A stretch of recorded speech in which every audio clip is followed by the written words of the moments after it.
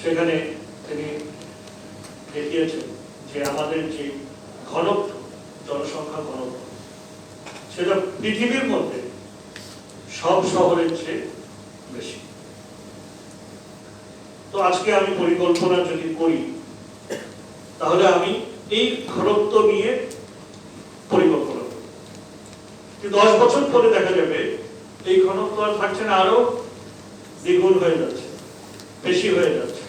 কারণ একদিকে আমার জনসংখ্যা বৃদ্ধির চাপ, দ্বিতীয় হলো আমার অভিবাসনের চাপ। ঢাকামুখী যে জনস্রোত, যেটা আলোচকবৃন্দ একটু উল্লেখ করেছে, যে যদিও মাননীয় প্রধানমন্ত্রী জননেত্রী শেখ হাসিনা তিনি গ্রামকে শহরে উন্নীত করার রূপকল্প দিয়েছেন, কিন্তু এখনো সেই রূপকল্প বাস্তবায়ন সেই পর্যায়ে যায়নি যে এই অভিবাসনের গতিটাকে রোধ করতে পারে। তাহলে এই ঢাকামুখী যে অভিবাসনের যে স্রোত, যে স্রোতধারা, এই স্রোতধারা যদি চলমান থাকে, তাহলে নিজস্ব জনসংখ্যা বৃদ্ধি তার সাথে এই স্রোতধারা নিয়ে আমি যেই পরিকল্পনায় করি, এটা বাস্তবায়ন করতেই তো 3 থেকে 5 বছর লাগে।